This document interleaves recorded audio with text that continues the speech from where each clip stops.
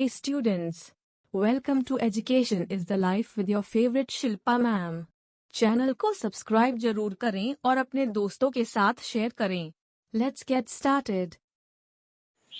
तो आपका गास थ्योरम हो गया था, तो हमने अगले वाले वीडियो में जो बताई थी गास का थ्योरम, उसके बाद हमने क्या कही थी कि अगले वाले जो वीडियो में हम लोग पढ़ेंगे, अगले वाले लेक्चर में आपका क्या रहेगा, गास फर्मे का अनुप्रयोग रहेगा, जिनमें 3 टॉपिक्स हैं। उसी पर हमें क्या ज्ञात करनी होगी, विद्युत क्षेत्र की तीव्रता ज्ञात करनी होगी। तो वही आज हम शुरुआत करेंगे। पहला क्या था कि सरल रेखीय चालक पर हमें क्या ज्ञात करनी होगी, विद्युत क्षेत्र की तीव्रता ज्ञात करनी होगी। तो इसे ज्ञात करने के लिए ये डेरिवेशन बहुत ही लंबा होता है, लेकिन कुछ ऐसा जादू है कि यदि आप 3 स्टेप याद कर लिए तो बड़ी आसानी से इस बड़े डेरिवेशन को हम क्या कर सकते हैं, इतना कर सकते हैं। और बड़ी चीजों को छोटा बनाना हमारा काम है। ठीक है, तो हम चलते हैं सरल रेखीय चालक की ओर कि क्या होता है। मैंने एक सीधा साधा क्या खींचा, एक सरल रेखा खींचा। क्या खींचा? सीधा साधा, बिल्कुल किसकी तरह, इसकी तरह, इंसानों की तरह। इंसान कहता नहीं है कि हमेशा हम सीधे हैं, बहुत सीधे हैं, लेकिन होता क्या, टेढ़ा। लेकिन ये वास्तव में कैसा, सीधा है। तो हमने एक सरल रेखा खींचा, उस पर हमें विद्युत क्षेत्र की तीव्रता क्या मानी, ई मानी। अब देखिए, इस चालक को जैसे हम आवेश देंगे तो ये चारों तरफ अपने विद्युत क्षेत्र उत्पन्न कर लेगा कि नहीं कर लेगा, कर लेगा। हमने कहाँ पढ़ा, पहले लेसन में आवेश क्या है, विद्युत क्षेत्र क्या है, ये हम पढ़ चुके हैं। तो आपको अच्छे तरीके से यदि अच्छे से पढ़े होंगे तो ये आपको अच्छे तरीके से समझ में आएगा। तो हमने जैसे ही इस पर क्यों आवेश दी, क्या दी, क्यों आवेश दी, ये अपने चारों तरफ क्या कर लिया, विद्युत क्षेत्र उत्पन्न कर लिया। क्या कर लिया, विद्युत क्षेत्र उत्पन्न कर लिया।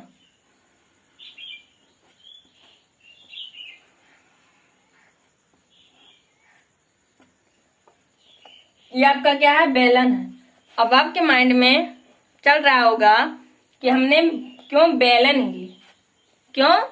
लिया, कुछ और भी तो ले सकते हैं। लेकिन बाबू थोड़ा ध्यान दीजिए कि बेलन हमने क्यों लिया।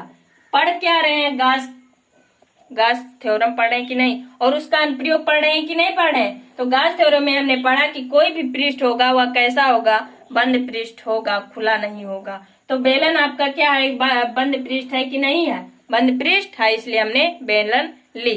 ठीक है, उसका जो हर पोर्शन है वो कैसा है, सीधा है कि नहीं सीधा, बेलन का जो पोर्शन है वो सीधा है कि नहीं, एक सरल रेखीय का है ना, तो इसलिए हमने बेलन ली।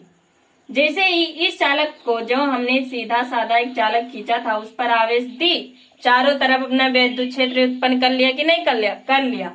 ये आपका क्या हुआ, विद्युत क्षेत्र हुआ, जो कि एक बंद पृष्ठ है। इसकी इस बेलन की लंबाई को हमने L माना और इस पोर्शन से इस पोर्शन तक की दूरी को हमने R माना। क्या, R माना। इस बेलन की 3 पृष्ठ है, S1 and S2 and S3। ये जहां विद्युत क्षेत्र उत्पन्न हुआ जहां तक है, उसी विद्युत क्षेत्र के किसी बिंदु पर हमें क्या ज्ञात करनी है, विद्युत क्षेत्र की तीव्रता ज्ञात करनी है। यही आपका फिगर में इतना ही रहेगा। बुक में बहुत ही दे दिया जिसको देखकर नींद आ जाती है, इसलिए थोड़ा पढ़ो, मन से पढ़ो। ठीक है, तो फिगर में इतना ही रहेगा कि हमने एक सरल चालक लिया, उस पर विद्युत क्षेत्र की तीव्रता क्या है, ई है। अब विद्युत क्षेत्र हमने क्या माना, ई माना। हमने एक बंद जैसे ही चालक पर हमने क्या क्यों आवेश दी, चारों तरफ हमने क्या उत्पन्न कर लिया, विद्युत क्षेत्र उत्पन्न कर लिया। उसी विद्युत क्षेत्र के किसी बिंदु पर हमें विद्युत क्षेत्र की तीव्रता ज्ञात करनी है। हमने गास के थ्योरम में पढ़ा था कि पृष्ठ कैसा होना चाहिए, बंद। तो इस बेलन की लंबाई को हमने L माना, इसके 3 पृष्ठ होते हैं, S1, S2, S3। इसे पढ़ने से पहले हमने कुछ कहा, क्या कहा था, कही थी यही कि हम ऐसा जादू पढ़ेंगे कि उसी के माध्यम से हम ये बड़ा वाला डेरिवेशन आसानी से कर सकते हैं। तो पहला स्टेप ध्यान से देखिएगा, ये स्टेप तीनों वर्किंग स्टेप है। एग्जाम में इसको नहीं लिखना, सिर्फ आपके माइंड में फिट होना चाहिए कि इसी के तौर पर हम ये डेरिवेशन आसानी से कर सकते हैं। तो S1 पहला स्टेप होगा कि आपको आवेश निकालना होगा। आवेश बराबर क्या होता है, घनत्व, यानी आपको, हाँ और बात, इस पर जो घनत्व हो आपका क्या है, लैम्डा है। इस चालक का घनत्व क्या है, लैम्डा है। तो घनत्व गुणे लंबाई पता हो, चौड़ाई भी पता हो, और क्या हो, यह क्षेत्रफल पता हो। ये तीनों चीज में से किसी को, यदि कोई चालक है उसका हमें चौड़ाई पता तो चौड़ाई लेंगे, क्षेत्रफल पता तो क्षेत्रफल लेंगे। लेकिन इस पोर्शन में हमें खाली लंबाई मिला तो हम लंबाई का गुणा ही करेंगे। करेंगे कि नहीं? तो पहले हमें आवेश निकालनी है, फिर क्या निकालनी है दूसरे स्टेप में। पहले स्टेप में तो आवेश, फिर फ्लक्सों की संख्या निकालनी होगी, जो कि E D S cos theta होता है। जब ये दोनों स्टेप आपको पता चल जाए तो क्या करना है, जो गॉस थ्योरम का फार्मूला होता है phi E Q upon epsilon naught, इसी के जगह पर क्यू उठाकर क्यू का मान अगर निकल आए तो यहाँ पर रख देना, फ्लक्सों की संख्या में पता हो जाए तो यहाँ पर रख देना, और इस ई को रखकर और सारे पोर्शन को इधर भेज देंगे तो हमें विद्युत क्षेत्र की तीव्रता पता हो जाएगी कि नहीं हो जाएगी? हो जाएगी। तो ये तीन कॉन्सेप्ट का यानी वर्किंग स्टेप आपके लिए बहुत ही फायदेमंद है। पहले तो हमें आवेश निकालना है, फिर फ्लक्सों की संख्या निकालनी है, फिर दोनों जब का मान निकल जाए तो हमें गॉस थ्योरम के फार्मूले पर रख देनी है। तो समझ में आए? तो देखिए हम इसी के माध्यम से कैसे करते हैं डेरिवेशन को, इतना बड़ा डेरिवेशन को करते हैं। पहले स्टेप में हमने वर्किंग स्टेप में क्या बताई कि हमें निकालना है, पहले क्या निकालना है, आवेश। क्या निकालनी होगी? आवेश। तो आवेश बराबर होता है घनत्व गुणे लंबाई या चौड़ाई। तो हमें लंबाई पता और घनत्व पता। घनत्व आपका क्या है, लैम्डा गुणे लंबाई। तो हमें प्राप्त क्या होगा, लैम्डा एल। आवेश पता हुआ कि नहीं हुआ? आवेश पता चल गया कि नहीं? पता। अब हमें क्या करनी है, फ्लक्सों की संख्या निकालनी है। लेकिन यहाँ गौर फरमाइएगा कि एक ही पृष्ठ नहीं है, यानी 3 पृष्ठ है बेलन की। तो हमें तीनों की फ्लक्सों की संख्या ज्ञात करनी होगी कि नहीं करनी होगी? तो ज्ञात करनी होगी। तो पहले हम S1 के लिए निकालते हैं। तो हमें क्या मानना पड़ेगा, फाई E1 मान लीजिए, S1 है तो E1 मान लीजिए, फ्लक्सों की संख्या। इस पर फाई E1 पर फ्लक्सों की संख्या, ठीक है। तो इसका फार्मूला क्या होता है बाबू? क्या होता है E D S cos theta. क्या होता है? Cos theta. अब यहाँ थोड़ा गौर फरमाइएगा कि बेलन की जो वक्र पृष्ठ होती है कितनी होती है, 2 पाई आर एल। 2 पाई आर एल क्या होती है? 2 पाई आर एल। तो इसके जगह पर हमें क्या रखना होगा, 2 पाई आर एल, यानी E इक्वल्स 2 पाई आर एल। अब काश यहाँ थीटा कहाँ से आया? थीटा 90 माने कि 0 माने, क्या माने, ये आप देख रहे हो। इसको आगे बढ़ाएंगे तो ये दोनों एक दूसरे के समान है कि नहीं समान है? इस बिंदु पर विद्युत क्षेत्र की जो तीव्रता है इसके रेडियस के समान है कि नहीं समान है? तो हम मान सकते हैं कि नहीं कि ये 90 का कोण बना रहा। अरे भाई ये चालक ऊपर जा रहा और ये इधर जा रहा, तो दोनों के बीच में 90 का कोण बनना है कि नहीं बनना? अपने ये पृष्ठ पर नहीं है, ये इस चालक के क्या है, लंबवत है। जब अपने पृष्ठ पर यानी अपने सतह पर लंबवत होगा तो उसका मान 0 होगा। लेकिन इस चालक के यानी एक डायरेक्शन इधर गया है और ये वाला पोर्शन इधर है, तो दोनों के बीच में 90 का कोण बनना है कि नहीं बनना? खुद ध्यान दीजिए कि 90 का कोण बनना है कि नहीं। तो ये वाला पोर्शन दोनों सेम है कि नहीं सेम है? तो 90 का कोण बनाएंगे कि नहीं बनाएंगे। तो cos 90 का मान कितना होता है? cos 90 का मान कितना होगा? 0 होगा कि नहीं 0 होगा? तो यानी हमें ये पोर्शन 0 यानी S1 पर हमें विद्युत फ्लक्सों की संख्या 0 मिली। क्या मिली? 0 मिली। अब दूसरा निकालेंगे। क्या निकालेंगे? दूसरा इसी तरह निकालेंगे, यानी Q E2 पर फ्लक्सों की संख्या। डायरेक्ट हम फार्मूला लिख देते हैं, थ्योरी आपको लिख लेनी होगी। आपको यही तो लिखनी होगी कि आप क्या निकालेंगे, S2 पर फ्लक्सों की संख्या। तो आपको लिख लेनी है, फार्मूले हम लिख दे रहे हैं। तो ये भी क्या होगा? 0 ही होगा। अभी देखिएगा थीटा, ये वाला पोर्शन इसको जब ले जाएंगे तो ये भी इसकी सेम है कि नहीं सेम है? और ये नीचे आ रहा है, यानी दोनों क्या आपस में 90 का कोण बना रहे हैं कि नहीं बना रहे हैं? तो cos 90 का मान 0 होगा कि नहीं 0 होगा? तो यानी ये भी आपका 0 हुआ। अब निकालेंगे हम 3 के लिए, यस 3 के लिए फ्लक्सों की संख्या। तो यहाँ गौर फरमाइएगा कि यहाँ पर जो होगा क्या, अभी हमने बताया कि बेलन की वक्र पृष्ठ संख्या कितनी होती है, वक्र पृष्ठ कितनी होती है 2πr_l। तो आप ई लिखना 2πr_l लिखना, और cos से थीटा का मान कितना होगा 0। कैसे, ये देखिए ये वाला पोर्शन इस साइड है और ये वाला पोर्शन इस साइड है, और ये विद्युत क्षेत्र की तीव्रता कहाँ स्थित है, विद्युत क्षेत्र के किसी पॉइंट पर स्थित है कि नहीं है ना। तो हम जानते हैं फर्स्ट ईयर में पढ़ चुके हैं, यदि कोई भी पृष्ठ अपने सतह या अपने कोई भी मतलब क्षेत्र हो अपने पृष्ठ पर क्या हो, लंबवत हो, अपने पृष्ठ लंबवत हो यानी लंब के समान हो, तो क्या होगा, ये लंब के समान है कि नहीं है, लंब के समान है कि नहीं है, तो क्या होगा cos थीटा का मान क्या हो जाएगा 0। तो cos 0 का मान क्या होगा 1। तो ई 1 का गुणा करेंगे इसमें तो हमें क्या प्राप्त होगा e 2πr_l प्राप्त हुआ कि नहीं हुआ। अब हम निकालेंगे कुल फ्लक्सों की संख्या। क्या ज्ञात करेंगे, कुल फ्लक्सों की संख्या। तो हमें क्या करनी है, कुल फ्लक्सों की संख्या निकालना होगा, तो हमें क्या करनी होगी, सबको जोड़ देनी होगी।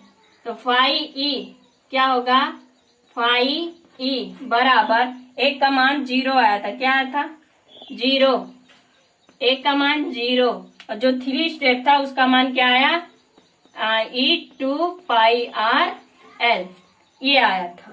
तो यानी कुल फ्लक्सों की संख्या में कितनी मिल गई e 2πr_l। अब हमें आवेश पता हो गया, कुल फ्लक्स पता हो गया। अब इन्हीं दोनों को हमें किस फार्मूले में रखनी होगी, गॉस थ्योरम के फार्मूले में रखनी होगी। तो ये पोर्शन हम मिटा दे रहे हैं, ठीक है।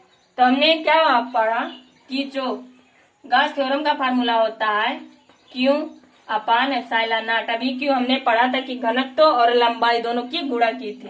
तो यहाँ पर क्या हो जाएगा कि φe जो होगा लैम्डा गुणे L होगा। और अभी हमने क्या इसका मान निकाली थी कि नहीं निकाली थी, तो इसके मान की जगह पर हमें क्या रखना होगा e 2πr_l।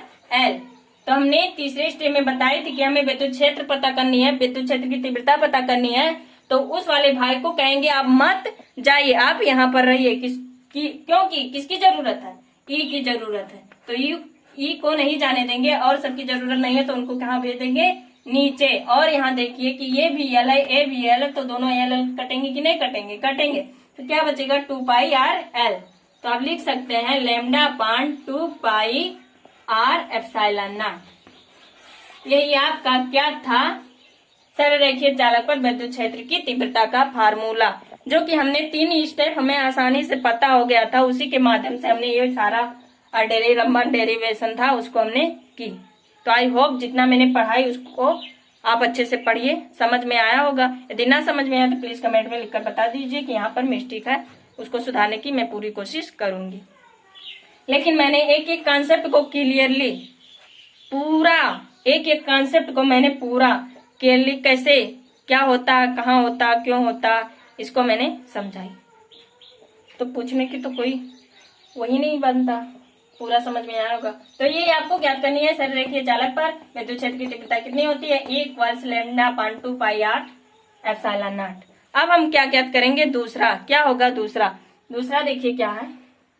तो मिटा दें इसको, समझ में आया, तो इसको मिटा दे रहे हैं।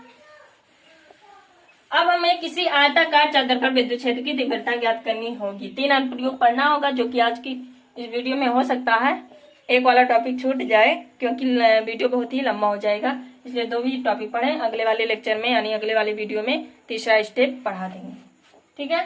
तो हम इसमें अब पढ़ने वाले हैं क्या कि आयताकार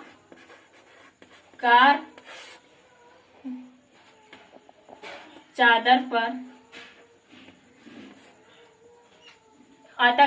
पर हमें क्या ज्ञात करनी है, विद्युत क्षेत्र की तीव्रता ज्ञात करनी होगी। तो इसमें भी वही तीनों स्टेप आपको बार बार करी हूँ। तीनों स्टेप आप यदि आपको अनुप्रयोग याद करनी है जो कि एग्जाम में पूछा जाता है तो आपको तीनों स्टेप आपको मालूम होनी चाहिए। क्या है उस थोड़ा सा तो है, 3 स्टेप है, छोटा सा, तीनों ही आपको याद हो गया तो इतना बड़ा डेरिवेशन आपके दिमाग में इतना जल्दी फिट हो जाएगा, अच्छी बात नहीं है। तो अब हम पढ़ेंगे आयताकार चादर पर विद्युत क्षेत्र की तीव्रता। हमने क्या ली, एक आयताकार चादर ली। क्या ली, एक आयताकार चादर ली। क्या ली, एक आयताकार चादर ली। इस पर जो घनत्व है उसको हमने सिग्मा माना। क्या माना, सिग्मा। इस पर आवेश क्या है, क्यों। क्यों है, क्यों है नहीं। जैसे ही इस आयताकार चादर को हमने आवेशित किया, नहीं आवेश दिया, अपने चारों तरफ क्या विद्युत क्षेत्र उत्पन्न करेगा कि नहीं करेगा, करेगा। तो उसी विद्युत क्षेत्र के किसी बिंदु पर, इसी विद्युत क्षेत्र के इसी बिंदु पर हमें विद्युत क्षेत्र की तीव्रता ज्ञात करनी होगी। तो ये जो बिंदु है एक बेलन के अंदर स्थित है। कहाँ, एक बेलन के अंदर स्थित है। ये वाला ऐसे निकल कर आया। इस बेलन के 3 पृष्ठ है, मास 1 यास 3 यास 2। इसी बिंदु पर हमें क्या ज्ञात करनी है, विद्युत क्षेत्र की तीव्रता ज्ञात करनी होगी। तो समझ में आई कि नहीं आई होगी कि हमने एक आयताकार चादर लिया। क्या लिया, आयताकार चादर ली कि नहीं ली। उस पर उसका घनत्व हमने क्या माना, सिग्मा माना। क्या, सिग्मा। उस पर हमने जैसे ही आवेश दी उसके चारों तरफ विद्युत क्षेत्र उत्पन्न हुआ कि नहीं हुआ।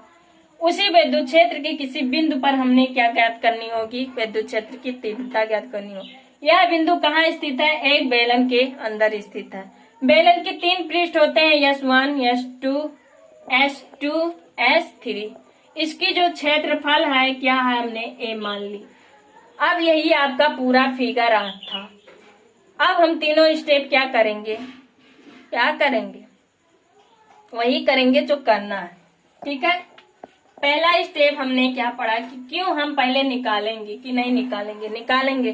तो क्यों इक्वल्स होगा घनत्व गुणे क्षेत्रफल, उसमें लंबाई था इसमें क्षेत्रफल है, तो सिग्मा इनटू ये हमें प्राप्त हो जाएगा।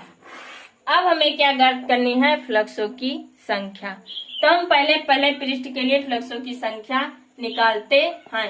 तो इसको φe1 मान लीजिए जो कि EdS cos थीटा होता है कि नहीं होता है।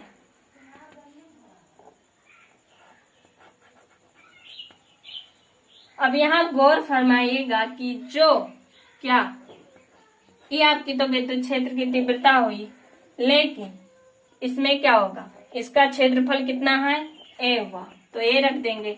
यहाँ पर थीटा का मान 0 होगा क्योंकि यहाँ अपने पृष्ठ पर क्या है, लंबवत है। तो cos 0 का मान क्या होगा, ये अपने पृष्ठ पर लंबवत है कि नहीं है। अभी उस वाले में पढ़े थे तो क्या था,